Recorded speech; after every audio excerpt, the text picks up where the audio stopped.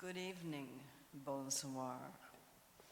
It's both a great honor and a great pleasure to be here with you tonight and to be among so many old friends and fellow voyagers, and to note that the Royal Canadian Geographical Society has not only survived a recent near-death experience, but is now thriving.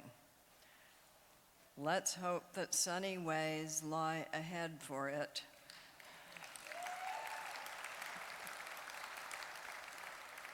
And for us all. And what fun it is to have a minister of science. Who knew? Who knew we would ever have one of those? Yeah. Graham and I are both very happy to have been recognized in this way by an organization that has done so very much over so many years to contribute to Canadians' understanding of the exceptionally large and stunningly beautiful space they are fortunate enough to live in.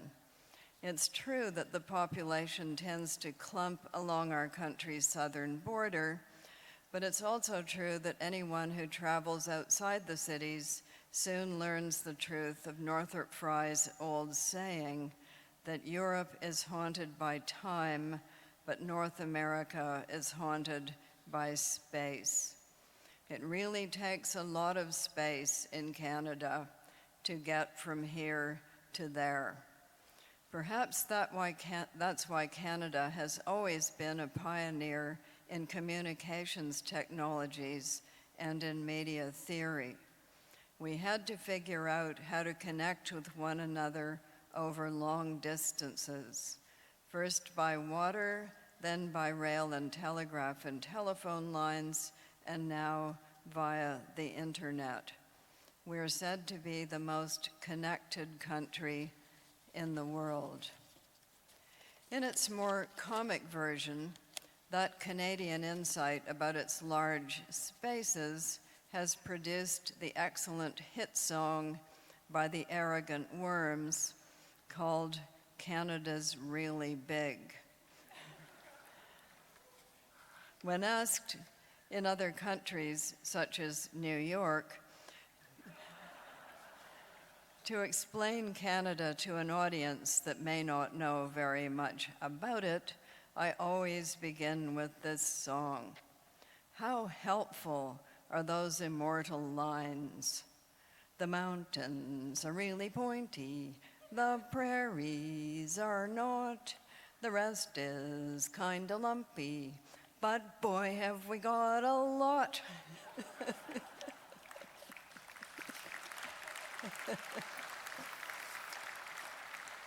And I did feel that it was high time that this verse should be translated into French.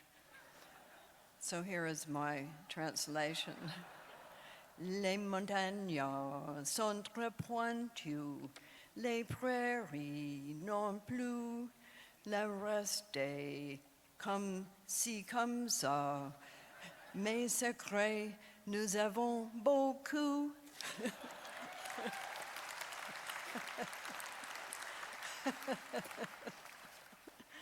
When in England, I sometimes like to follow the song with a map of the Great Lakes and then drop a 2-scale map of England neatly into Lake Superior.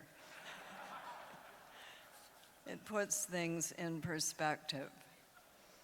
I spent part of my childhood on the shores of that very same Lake Superior and learned to swim in its frigid waters. And I spent other parts of my childhood even farther north on a lake that's part of the Shield Country, granite, glacier-scraped lakes with trees growing tenaciously on the sand and gravel deposits left by the last ice age. Maps were a part of that childhood. It was a good idea not to get lost. And I spent quite a bit of time pondering them since my older brother was a meticulous map drawer. His first books and maps were of other planets, works of geography, all of them, as not only the topography was described, but so were the inhabitants, usually unpleasant, and what they ate, usually one another, or you, if you were so foolish as to travel there. Some of my favorite childhood books were also works of geography. The Wizard of Oz, which has a lot to say about the relative fertility or lack of it along that yellow brick road, and other salient geographical features such as hostile forests and grow-ops of poppies.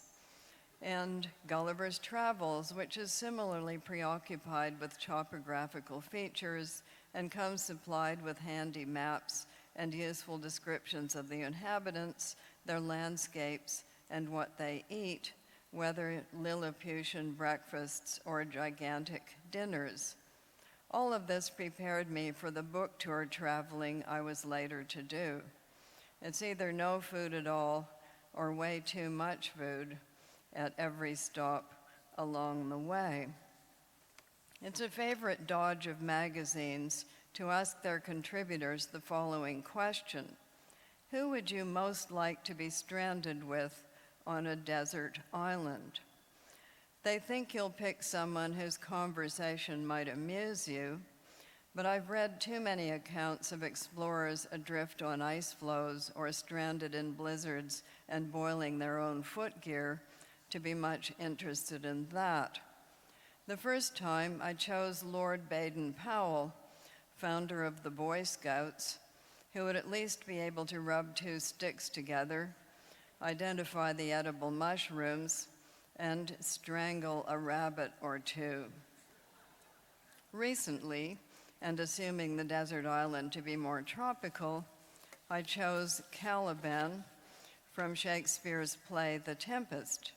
He would already know where the roots and berries were, not to mention the fish, and he'd be very good at bringing in the firewood. He also might be induced to worship me like a god, though that would be a side benefit. But if I'd had my wits about me, I would have picked John Ray of the Franklin Expedition follow-up. What a guy. You'd be safe with him, all right, though you might not be able to keep up with his blistering pace on snowshoes, supposing the desert island to be a large one. What a thrill it was this summer to sail with Adventure Canada through the Northwest Passage, scene of the Franklin tragedy and of some of John Ray's most prodigious exploits.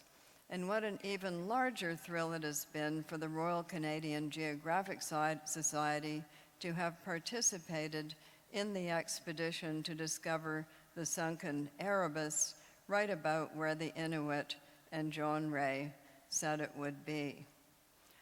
Uncovering lost stories, finding lost ships, illuminating our history, exploring our spaces, celebrating our country from east to west and from north to south.